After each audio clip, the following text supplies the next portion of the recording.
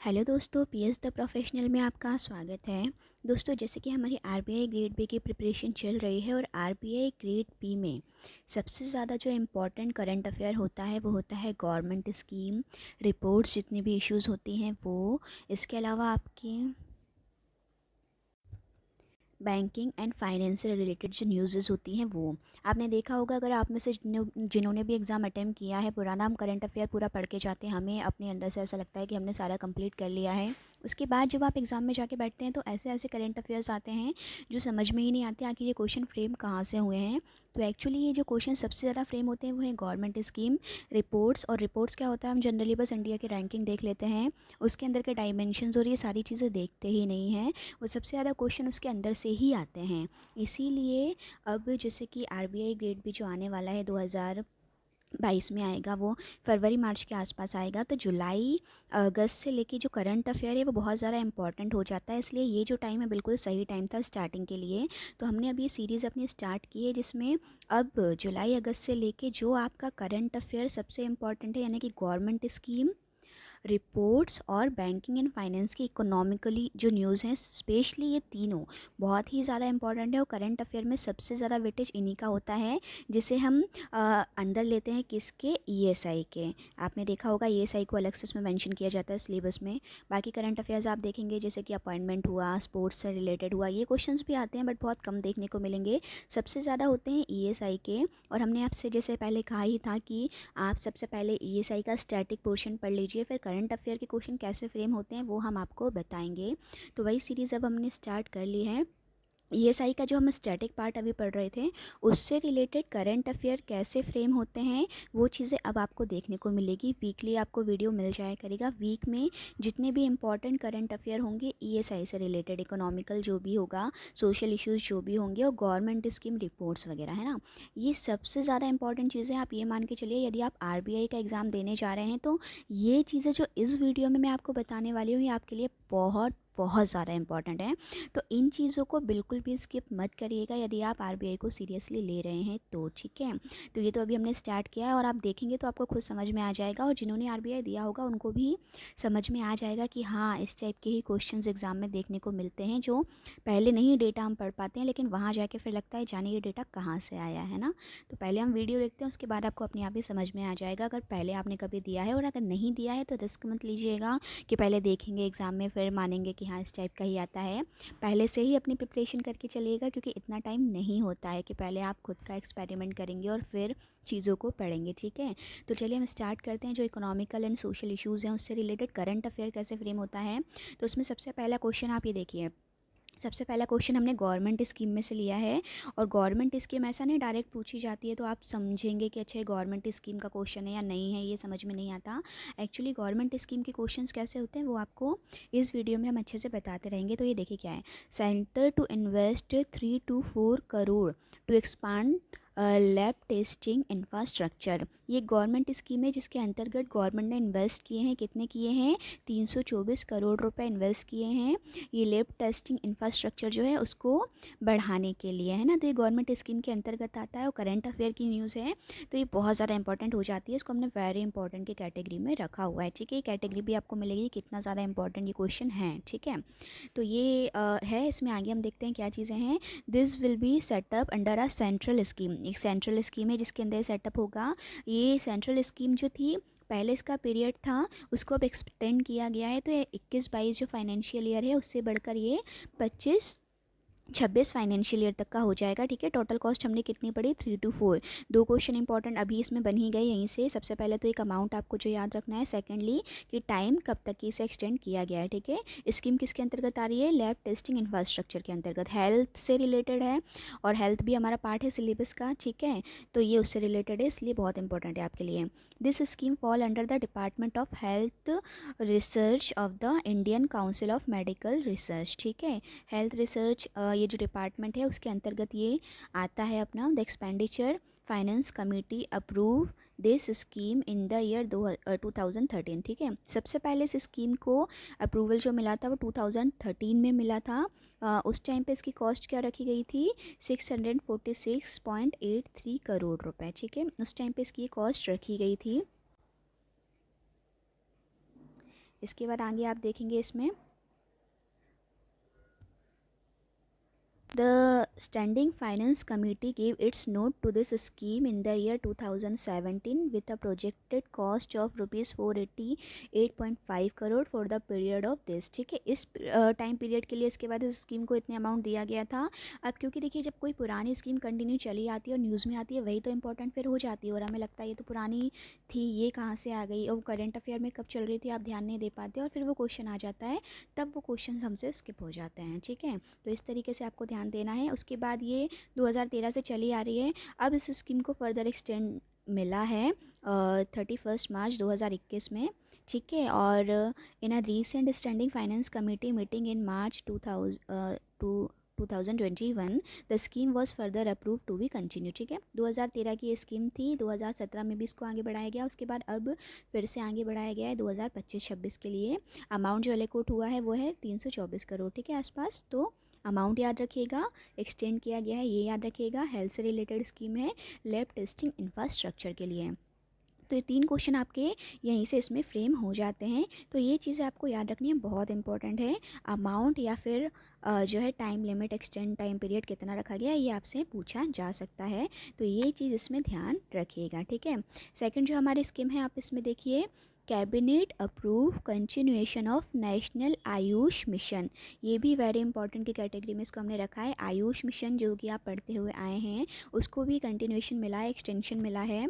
तो ये बहुत इंपॉर्टेंट है और साल भर न्यूज़ में रहेगा, और साल भर के आप 6 महीने लास्ट की न्यूज़ पूछी जाती है, उस हिसाब से इंपॉर्टेंट हो जाता है। अब एग्ज़ाम होगा फरवरी मार्च में, जुलाई तक की स्कीम जनरली याद रहते नहीं है, फिर लगता है क्वेश्चन कहाँ से आ गया। तो ये चीज़ें होती है, ध्यान रखिएगा। ठीक है, एक्सटेंडेड फ्रॉम 1 अप्रैल 2021 टू 31 मार्च 2026। इसको भी एक्सटेंशन मिला है, कब तक के लिए, 26 तक के लिए, 5 साल के लिए और। ठीक है, total finance implication will be 4607.30 crore rupees. ठीक है, 3000 crore will be central share. अब इसमें देखिए जो टोटल इसको अमाउंट एलोकेशन हुआ है उसमें से 3000 करोड़ तो सेंट्रल का शेयर रहेगा, और 1607.30 जो रहेगा स्टेट का शेयर रहेगा। ठीक है, यहाँ से 2 क्वेश्चन क्या फ्रेम हुए हैं कि एक्सटेंशन कब तक का मिला है, प्लस टोटल शेयर पूछा जा सकता है कि टोटल फाइनेंस कितना इसको हुआ है, जिसमें से सेंट्रल का शेयर कितना और स्टेट का शेयर कितना है।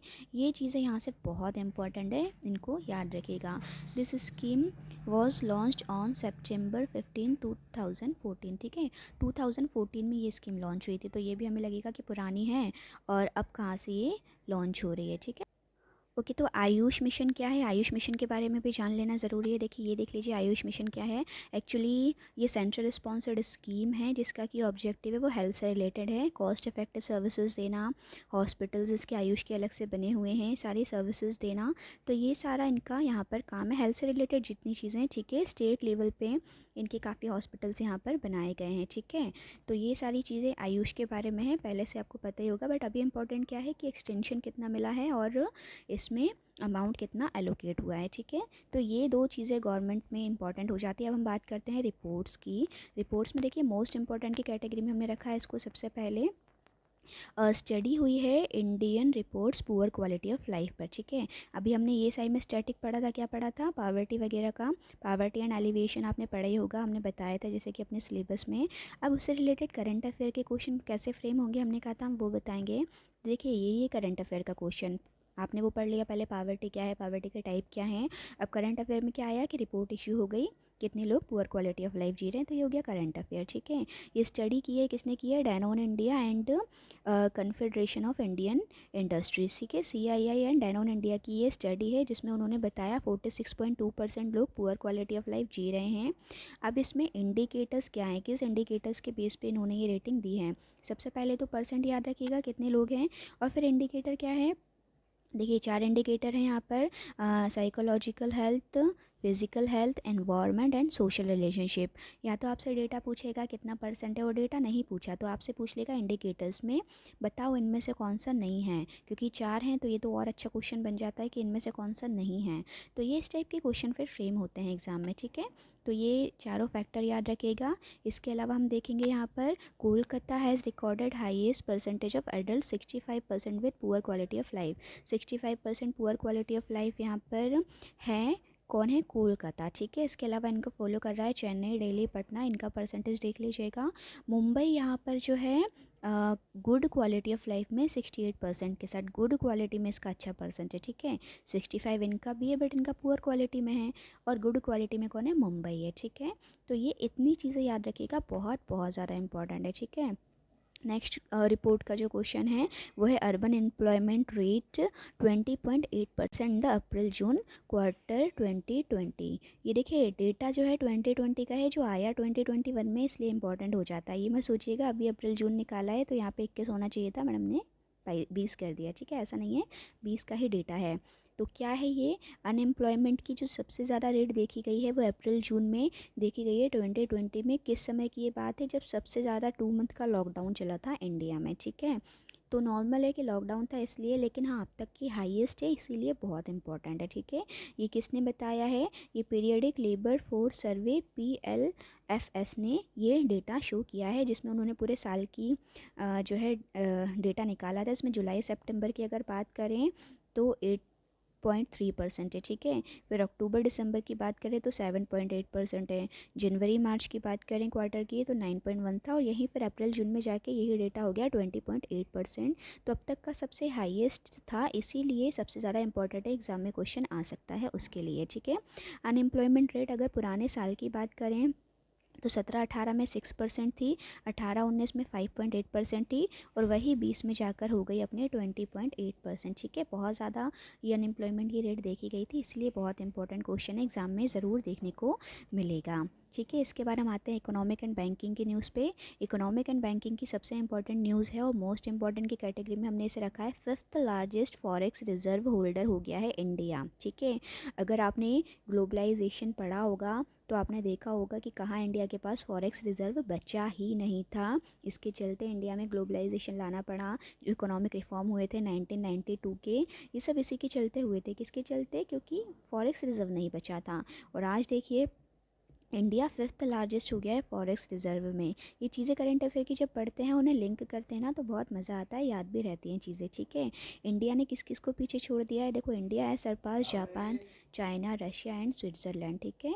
$6.08.99 बिलियन के साथ ये इतना फॉरेक्स रिजर्व इंडिया का हो गया है, और 5th लार्जेस्ट वो बन गया है फॉरेक्स रिजर्व के मामले में, ठीक है। इनका जो सरप्लस हो गया है वो कैपिटल अकाउंट और करंट अकाउंट दोनों में ही हो गया है, ठीक है। फॉरेक्स रिजर्व क्या होता है, जिन्हें नहीं पता उनके लिए एक टाइप की असेट्स है, ये मान लीजिए सेंट्रल बैंक होल्ड करके रखता है। किस किस फॉर्म में होता है, gold, bank deposit, financial assets, currency तो होती ही होती है, और SDR स्पेशल ड्राइंग राइट, ठीक है। IMF वर्ल्ड बैंक पढ़ा होगा तो ये जानते होंगे SDR क्या है। तो ये हो गया कि कैसे इंडिया 5th जो है लार्जेस्ट यहाँ पर हो गया है उसके मामले में, फॉरेक्स रिजर्व के मामले में। तो ये सारे इंपॉर्टेंट क्वेश्चन हैं, बहुत ही ज़्यादा, गवर्नमेंट स्कीम रिपोर्ट्स एंड अपना फाइनेंस से रिलेटेड। इस टाइप के ही क्वेश्चन आपको एग्ज़ाम में देखने को मिलेंगे। मैं ये गारंटी दे सकती हूँ कि जब आप एग्ज़ाम देने जाएंगे तब इसी टाइप के क्वेश्चन आपको एग्ज़ाम में वहाँ देखने को मिलेंगे, और फिर आप देखेंगे कि हाँ इसी टाइप के क्वेश्चन आते हैं। और जिन्होंने पहले एग्ज़ाम दिया होगा वो ये बता सकते हैं, कमेंट में ज़रूर बताइएगा कि हाँ इसी टाइप के क्वेश्चन आते हैं, ठीक है। ये सारे क्वेश्चन आपको अब जैसे कि एग्ज़ाम होगा 22 में, तब तक सारे करंट अफेयर के इकोनॉमिकल क्वेश्चन मिलते रहेंगे। तो अगर अभी तक चैनल को सब्सक्राइब नहीं किया है तो जल्दी से सब्सक्राइब कर लीजिएगा, ताकि सारे इकोनॉमिकल और बैंकिंग न्यूज़ आपको इसी तरीके के मिलती रहेंगी जो क्वेश्चन एग्जाम में फ्रेम होते हैं, ताकि आप इजीली समझ सकें, ठीक है। कोई भी क्वेश्चन रहता है तो कमेंट सेक्शन में पूछ सकते हैं। Thank you for watching my video.